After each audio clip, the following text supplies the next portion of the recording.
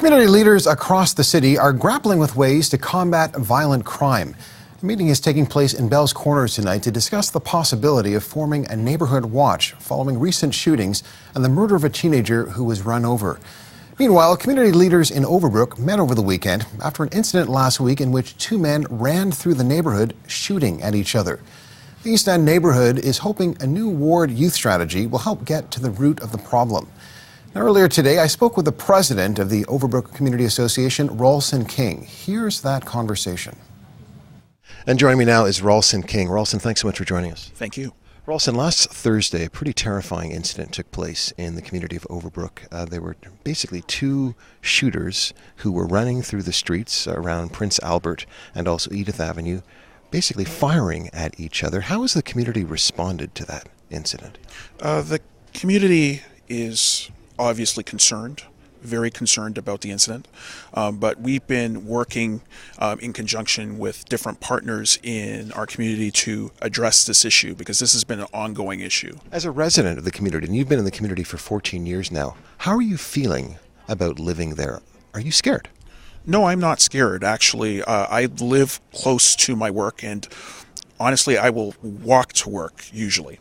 I think that it's very important for residents and neighbors to ensure that they emphasize that they live here, that these are our streets, and so I don't feel scared at all. I think according to the police and what they've told us, a lot of the incidents that occur are actually targeted incidents involving the illicit drug trade, and most residents, they do feel disturbed about the nature of these incidences, especially the fact that they are becoming more violent and they're utilizing guns now.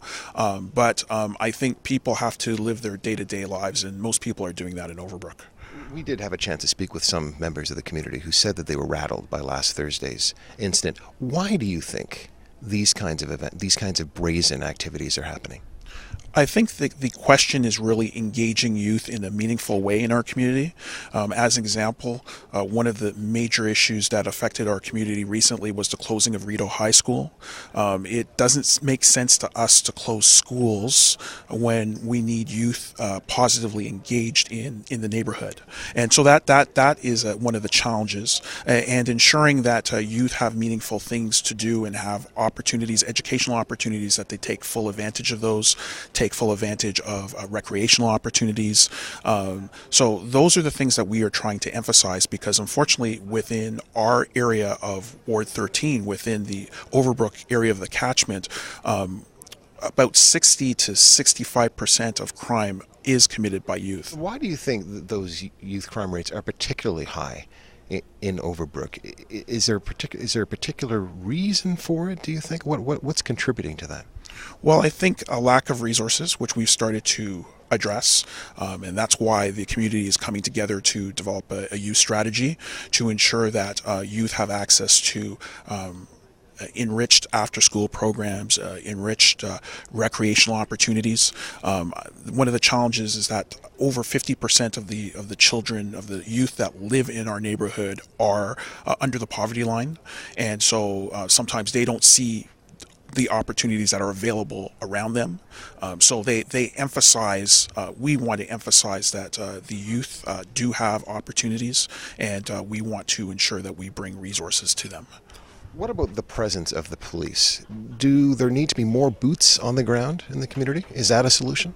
Well, one of the key things that we've been working on is community policing, ensuring that we work with our community police officer, sharing intelligence, sharing our concerns.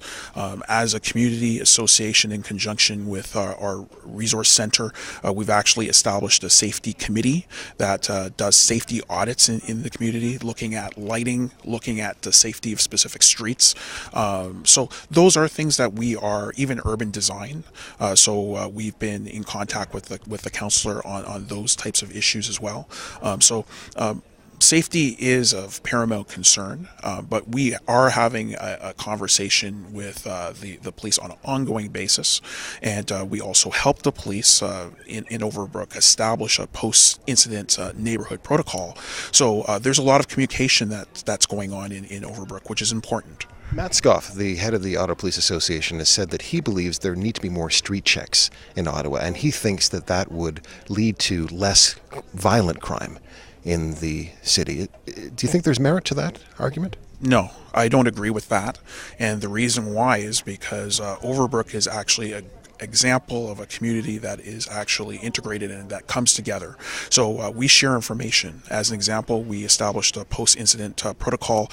When this incident occurred, the following day we had a conference call with the city councillor, with the Rideau Rockcliffe Community Resource Centre, with the Ottawa Police Service, with Ottawa Community Housing, and we all sat together and talked about the incident.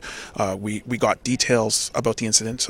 The reality is the police always inform us that there isn't an issue with communication with residents in Overbrook. They actually typically know the problem addresses and people who are known to police and where the illicit drug trade is actually located, based on inputs from both these social agencies and neighbors. So they're very aware of that. The key component for us is really sharing information. And so the police always tell us that we're very good in terms of the communication between all the different parties. And that's very important. So we feel that if we share information, we'll get better results. The police are aware of typically some of the issues that are occurring in the neighborhood, and as a result, they're typically aware of all the criminal activity, and as a result, in our estimation, I think the law is enough. Having probable cause is enough rather than stopping somebody simply on the basis of their skin color. Rawlson King, it's good of you to join us. Thanks so much. Thank you. Thank you.